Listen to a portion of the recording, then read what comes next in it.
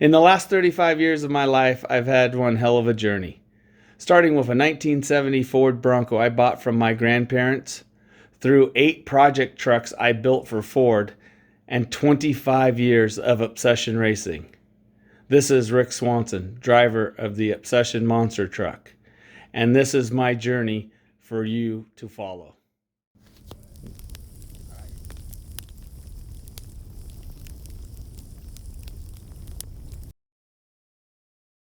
In 1984, I bought my first vehicle from my grandparents. It was a Bronco they had up in Lake Arrowhead that they used for when it snowed. It was a 1970 Ford Bronco Sport 302 avocado green. Completely stock. I remember the first time Jill saw it. We were at my grandparents' house in Lake Arrowhead, and I opened the curtains because it was parked outside. And she goes, "Oh, that one?" And she pointed to my grandpa's new Bronco. I said, "No, the green one." And she was like, "Oh." First time I took it to school, Merlin Perkins had a TV show. I think it was called Lion Country Safari or something like that. And he had a Bronco, just like it, bone stock. So my nickname in high school was Merlin Perkins until I started getting fender flares and lift kit and start fixing it up. But that's what started what now has become a livelihood. As soon as I got it, it took me a couple months. I got a roll cage, a front cage for it, complete cage. I think the first thing I put in it was a carpet kit. Then it was 3 on the tree, and I put it on the floor.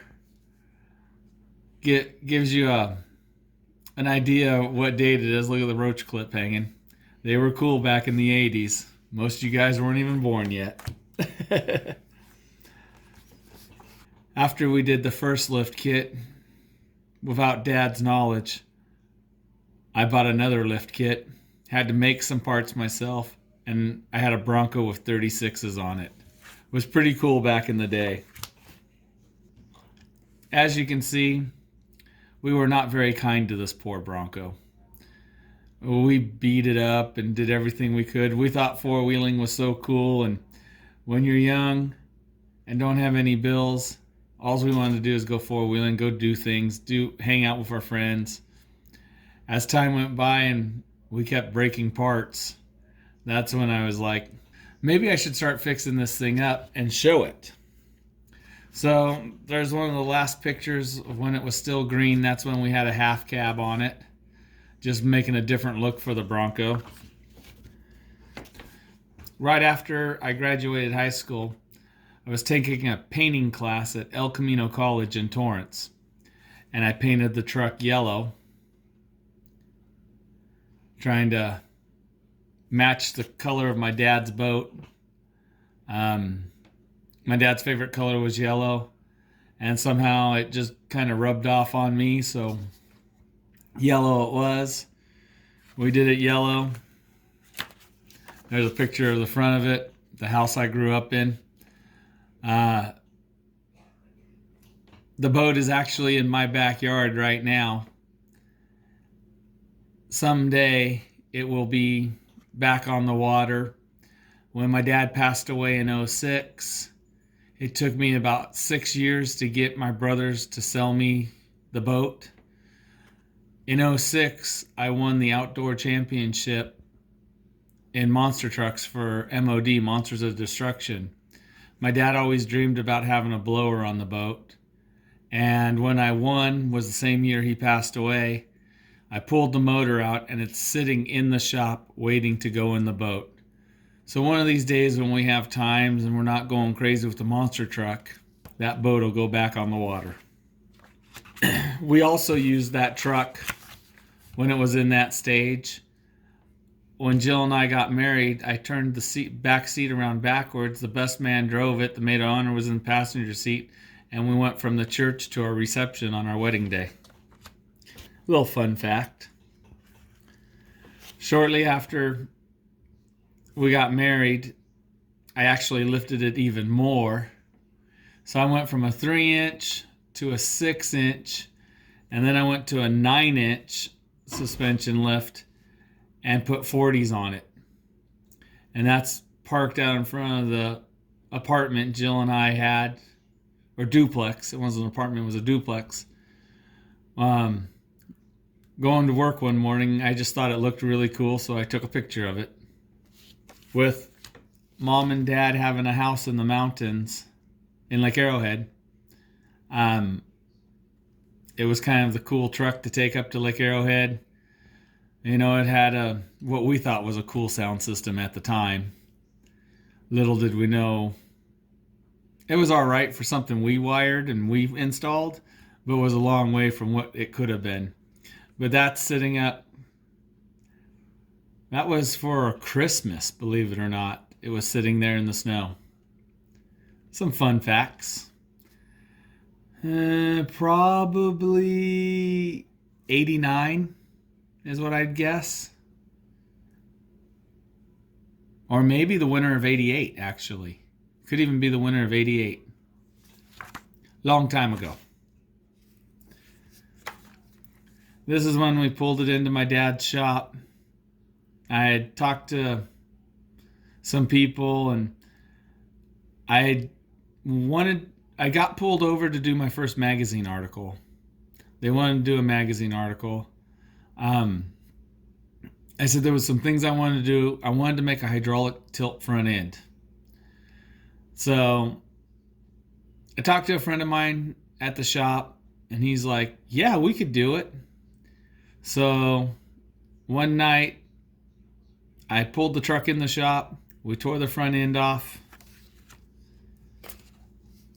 And then we started cutting. That's Dennis Cantrell, a friend of mine. We still stay in touch to this day. He's back in Chicago now. He's been back there since I started racing monster trucks. But his favorite saying is, between him and my dad, the two of them taught me everything I know about welding and fabricating and how to build something. And I can always remember when I talked to Dennis, his favorite saying was, I've done more with less. We can do it. So it was one of the things where nothing was impossible. Let's just do it. Obviously cutting some more.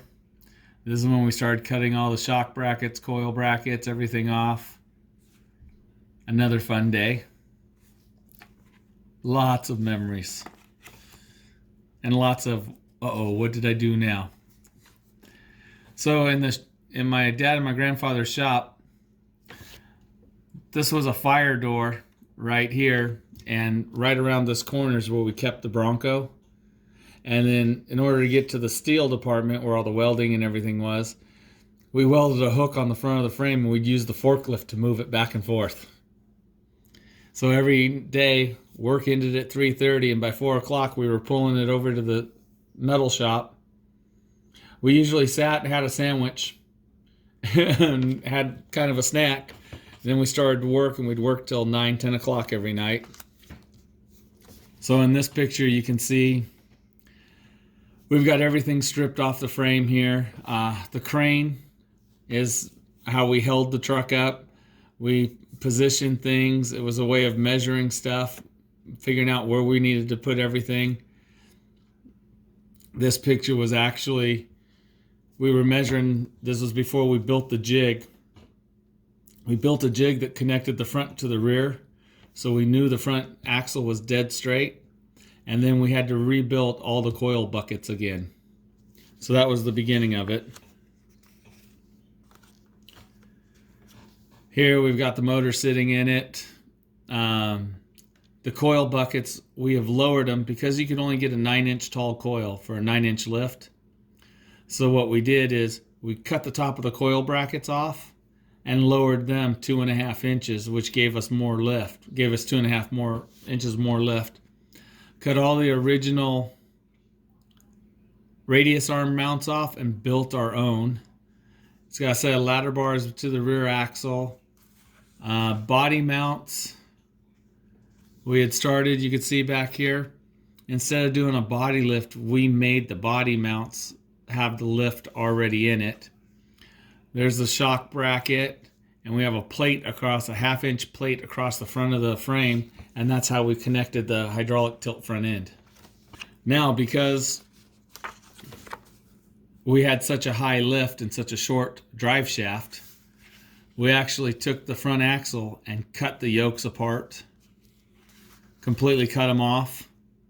And you can see where we reattached them. We turned the front differential up so it could make the drive shaft work, and then reattached and welded them so the kingpins would still be just a little negative so it would drive nice. Some things people don't think about, and they lift these trucks and they rotate the front end, and then they're all over the road and you can't drive them because the kingpins are so far forward. Here's a picture of it. Now we've got wheels on it. We've got the shock brackets on it. We've got the coils on it. Front axle's all been welded back up. You can see the drive line underneath there. The thickness of the shock brackets right here, that's actually the shock bracket and the mount for the hydraulic front end, so it could tilt forward. And then this plate right here had 2 pillow blocks on it and a 1-inch rod across it, and on that is where the one-piece front end connected to. Wait till you see the next video as it comes together.